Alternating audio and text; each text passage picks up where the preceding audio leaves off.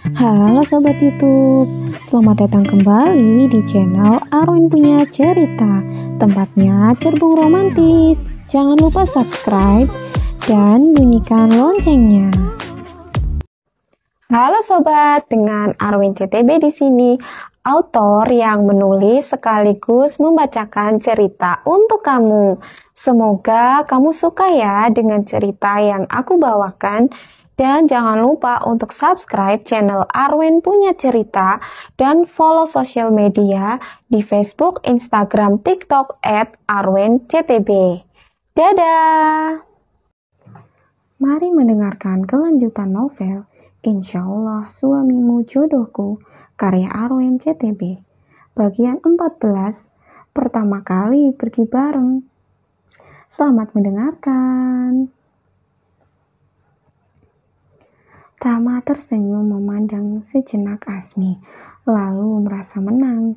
Dia telah berhasil membalas keusilan gadis itu. Sekarang Tama berjalan menuju meja kerjanya di sudut ruangan. "Sini, bantu aku hitung uang," perintah Tama yang membuat Asmi kembali ke dunia nyata. Dirinya lalu duduk di hadapan Tama.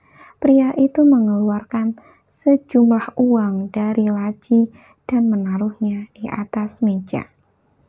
"Hitungkan 10 juta. 10 juta? Mau buat apa, Pak?" tanya Asmi penasaran.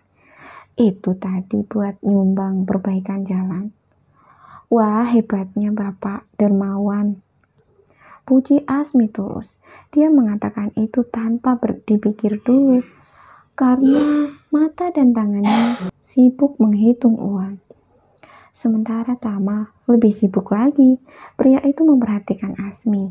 Bibirnya yang bergerak-gerak, bagaimana jari-jarinya dengan lincah memisahkan dan menggabungkan lembaran-lembaran uang, serta kelopak mata Asmi yang sesekali berkedip. Sungguh, semua itu tidak sepadan dengan apa yang telah dia korbankan. Asmi adalah seseorang yang sangat berharga bagi Tama. "Udah Pak, ini 10 juta. Asmi memisahkan uang lainnya, lalu menumpuk dengan rapi uang sejumlah 10 juta rupiah, seperti yang Tama minta. "Terima kasih. Ayo kembali ke ruang tamu, kita serahkan uang ini ke Pak Kades." Asmi mengangguk dan segera bangkit dari duduknya, mengikuti langkah kaki Tama meninggalkan ruang kerja itu, di mana selain meja kerja mungil, ada juga meja berukuran lebih besar dengan lebih banyak tempat duduk. Tama mengunci ruang kerjanya dari luar sebelum kembali ke ruang tamu, menemui Pak Kepala Desa yang telah menunggu. "Maaf menunggu lama, Pak," ucap Tama pada Pak Kades. Nggak apa-apa, Pak Tama. Ini saya serahkan kepada Pak Kades supaya digunakan sebagaimana mestinya. Jumlahnya 10 juta rupiah, Pak. Mohon maaf kalau hanya ini yang bisa saya berikan, karena saya juga perlu menyiapkan pernikahan sekarang." Iya. Wah, terima kasih banyak, Pak Tama. Saya dan warga lain sangat berterima kasih." "Sama-sama Pak Kades. Sekali lagi selamat untuk pernikahannya ya Pak Tama. Semoga lancar semuanya. Semoga Mbak Asmi nanti betah tinggal di sini. Amin." "Kalau begitu saya langsung ke kelurahan saja ya Pak Tama." "Iya Pak, silahkan. Sekali lagi terima kasih dan selamat. Saya pamit dulu ya Mbak Asmi." "Iya Pak," jawab Asmi sambil mengangguk sopan. Pak Kades pun pergi meninggalkan kediaman Tama. Sementara itu, Asmi dan Tama masih duduk di ruang tamu. Bahkan ketika pelayan membersihkan meja, mengambil gelas bekas minum Pak Kades. "Pak, emang Bapak udah biasa nyumbang gitu ya?" tanya Asmi penasaran. "Iya Asmi, bukan aku, tapi keluarga ini. Kita semua yang menyumbang. Setiap bulan kita menyisihkan sebagian penghasilan untuk dana sosial." Terang Tama perlahan membuat membuat Asmi sedikit lebih paham. Oh gitu, apa semua orang boleh minta sumbangan, Pak? Boleh, tapi tidak semuanya bisa kita beri. Kalau dana sosial yang kita siapkan sudah habis ya, terpaksa tidak bisa kita berikan. Kenapa gitu, Pak? Uang Bapak kan banyak, kalau kita memberi sedikit pasti tidak akan apa-apa. Asmi sebenarnya hanya menebak saja. Sebenarnya dia juga tidak tahu seberapa banyak uang yang calon suaminya punya. Dia hanya yakin dengan agak sedikit sok tahu, Tama pasti akan memberitahukan yang sebenarnya. Kamu benar, Asmi, tapi bukan begitu cara kerjanya. Kalau semua orang minta sumbangan kita beri, setiap hari akan ada orang yang datang mengeluhkan kesusahan, bahkan mungkin yang pura-pura miskin. Tama bergerak agar sedikit mendekati Asmi, lalu duduk menghadap gadis itu. Kita memang dianjurkan untuk berbuat baik kepada siapa saja, tapi kita juga harus pandai untuk memberikan sumbangan kepada yang benar-benar membutuhkan, harus tepat guna. Asmi menatap wajah calon suaminya. Dia menyimak dengan seksama apa yang diterangkan oleh Tama. Mendengar pria itu bicara pelan-pelan membuat Asmi merasa nyaman. Terlebih kata-kata yang dipilih oleh Tama terdengar indah dan mudah dimengerti. Lagi pula, yang perlu kita perhatikan kesejahteraannya. Paling utamakan orang terdekat dulu. Jangan sampai karena ingin berbuat baik kepada banyak orang, kestabilan kita terganggu, lalu orang-orang terdekat yang jadi korban. Gak mau kan, kamu kalau aku jadi begitu? Iya, Pak. Bagiku yang paling utama adalah keluarga ini. Asmi mengangguk. Sekarang dia mengerti apa yang baru saja dijelaskan oleh Tama.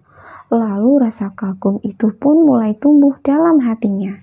Asmi jadi bertanya-tanya, apakah jalan hidupnya sudah benar dengan berjalan menuju pernikahan dengan Tama? Sekarang gimana kalau kita main ke kota? Ucap Tama menawarkan. Ke kota? Kota kabupaten sini, kita beli HP buat kamu, oke? Apa perlu? Aku kan sudah janji. Ayo, Pak. Kalau mau main ke kota, aku senang. Tapi nggak usah beli HP dulu. HP ku masih bisa dipakai kok. Beli charger aja boleh. Kamu yakin nggak mau beli HP sekarang? Tanya Tamami yakin kan? Yakin, Pak. Boleh ya minta beli charger? Baiklah, ayo berangkat. Yeay! Asmi bersorak gembira. Dia merasa senang kalau pada akhirnya diizinkan menggunakan ponselnya lagi. Mereka berdua berjalan lewat pintu samping di dekat dapur untuk kemudian masuk ke garasi. Pak, panggil Asmi ketika melintasi dapur. Ya, Bapak nggak mau minta maaf dulu sama Mbak Yuni. Kemarin Bapak marahin sampai ketakutan loh. Iya juga. Tama segera memanggil Yuni. Wanita itu pun langsung datang ke dekat pintu akses garasi. Saya Tuan. Mbak Yuni, saya minta maaf atas kejadian kemarin. Saya marah-marah sama kamu. Oh iya, Tuan. Sebenarnya nggak apa-apa kok. Tolong maafkan saya. Iya, Tuan. Ya sudah, kami mau pergi. Baik, hati-hati, Tuan. Asmi tersenyum pada Mbak Yuni sambil menunjukkan tanda oke dengan tangan kanannya. Sementara itu, Yuni cukup terkejut dengan sikap ramah Tama. Selama ini yang dia tahu, tuannya memang baik, tetapi juga dingin dan jarang bicara, juga terkesan galak dan tegas. Kamu bosan ya di rumah? Tanya Tama ketika mobil mereka meninggalkan halaman rumah. Enggak terlalu. Rumah Bapak kan besar. Syukurlah kalau kamu suka, Asmi. Kamu belum lihat semuanya kan? Iya, Pak. Mereka kembali terdiam. Oh iya, Pak. Tadi Bapak minta maaf sama Mbak Yuni, tulus nggak? Kenapa? Jangan-jangan karena aku minta, Bapak jadi minta maaf. Pertanyaan itu Asmi lontarkan ketika mereka melewati pasar desa. Bisa jadi, jawab Tama singkat. Kok bisa jadi? Iya, sebenarnya aku kadang sulit mengungkapkan perasaan, entah itu senang, sedih, atau bahkan menyesal. Seandainya aku nggak minta, apa Bapak akan tetap minta maaf? Selidik Asmi sambil sesekali memandang Tama di sampingnya yang sedang mengemudi. Tentu, aku akan minta maaf. Tapi apa, Pak?